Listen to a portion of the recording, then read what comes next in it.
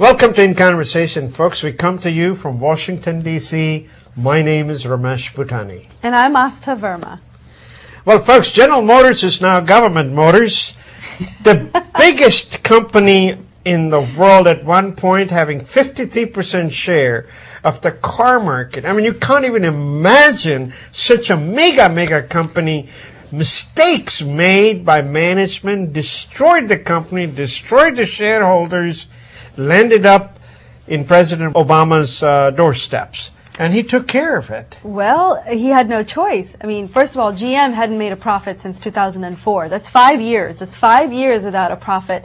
And I don't think he had a choice because GM is like an infrastructure unto itself. It's like a core industry. It's like fundamental to the United States and its future. So how do you not rescue? I mean, if you can make that argument about the banks and the banking system, you have to make that argument about our automotive industry because it is also firmly entrenched into our everyday lives. No, you know, I completely agree with you. In fact, I want to give him kudos for handling the way he handled it. I have never seen any politician return money for the votes, but this guy did it so well. Unions supported him. He delivered to the union 17.5% of General Motors. It is never done nowhere else, only here. And he did it by coming through the front door, never through the back door. Amazing stuff, folks. If you understand the bankruptcy proceedings, basically when you go to Chapter 11, shareholders go to zero. All your stock goes to zero. Yeah, all stockholders go to zero. Labor goes to zero. Only secured lenders have the company. And that's why the secured lenders were running around trying to take over the debt of GM Motors. And then it was between the government and the bondholders. Those are the secured lenders. Obama won. You know, he did, and it gives GM a chance to reinvent itself. I think you could get there with making some hard decisions and some pain, which is what he chose. Or he could have let GM trickle along and try to get there, and it would have taken years, and probably they would have been bought out by somebody else. GM as a company can come back to the drawing board and reinvent itself, which is what it's going to have to do to compete on the global scale now. You know, everybody has heard of downsizing, but this one is unimaginable. Going from 53% share of the market back in the 60s to down, I guess the new GM will be 5 or 6% to start with. I mean, talk about downsizing. You know, that really hurts. And it's painful also because it's the second biggest bankruptcy in United States history. Think about that. WorldCom was number one, if you're wondering which was the number one. But you think about Bear Stearns falling this year. You think about GM falling this year. And did you know, this is interesting. So the Dow Jones is a representation of 30 companies, right? And among those companies are big ones like AT&T, IBM, GE, you name it. They're all there, including, of course, ExxonMobil. But two companies came off the Dow Jones recently, and that was Citigroup and General Motors, of course. We lost two, and they've been replaced by Travelers Insurance and Cisco. Isn't that amazing? It's like it tells you exactly where we are in our economic times. 30 companies started in Dow Jones right from the beginning, and today there were only 3 companies left. And Xerox fell. I remember that was huge when Xerox and Kodak fell. So that's and Xerox, by the way, folks, it has really come out. Anne Mulcahy, I think she was a former CEO. She's leaving on July 1. And the Xerox company is being taken over by an African-American woman. She also came from the projects.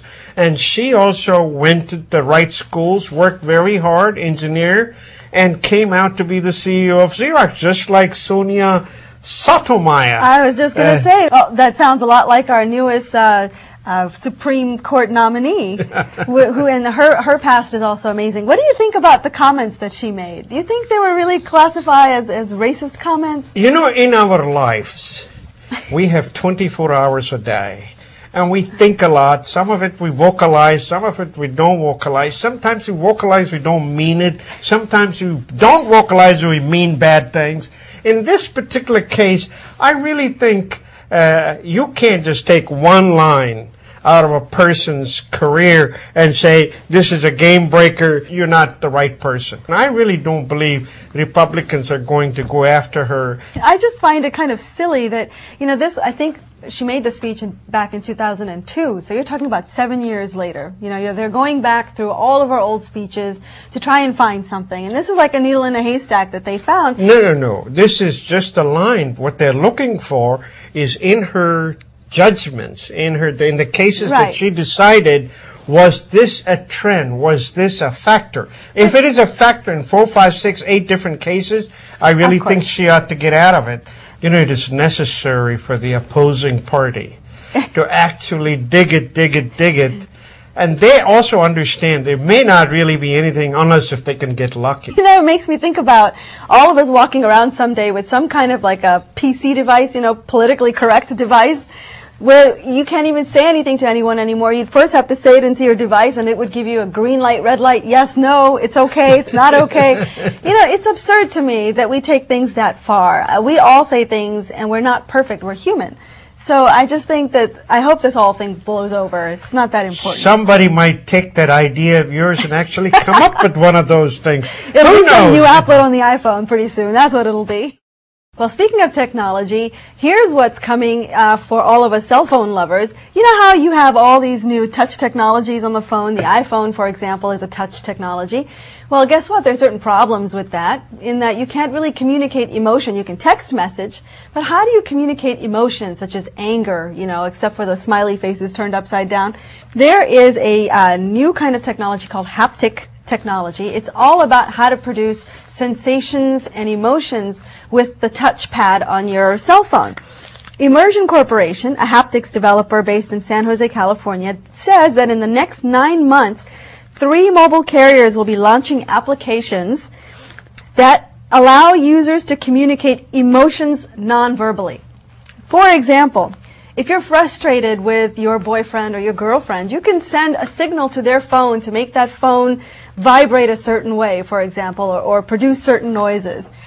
But, you know, just imagine the possibilities. You could take that same concept and create something called I love this, love tap, a rhythmic tapping on the phone that will produce a heartbeat-like series of vibrations on the other party's phone. So in other words, while you're sitting there with your phone in your meeting, business meeting, it could be doing all kinds of crazy things like vibrating and buzzing, and that's supposed to mean you're getting special signals from your special someone.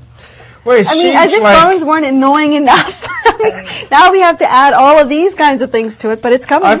I feel like some of this technology is trying to make people dummies and dummies emotional and all night. I don't know. I think that's technology going a little too far, but you can believe that it'll be out with your next generation of the iPod and iTouch pretty soon. But I want to tell you about the technology that really works, and this is going to be big time. This is Mr. Bezos, Jeff Bezos. He has a little book-size device. It's called Kindle DX. Kind of like a tablet PC almost. Like a tablet PC. But he's only doing one thing on it. He wants you to buy this, and then for $14.49 a month, he will not only get you 4 magazines or 4 newspapers to your choice, and you can download them at any time. Now remember, this is internet device. This is the device that actually downloads certain things. That means it can compete with iPhone and the others. But you know what? He's no dummy. He's not going up against Apple. He wants to do one thing right, which is reading books, reading magazines. He believes the newspaper model is dying down. But the collection of news, the journalism is not going down. The hunger for news is not going down. It's just how it's delivered that's changing.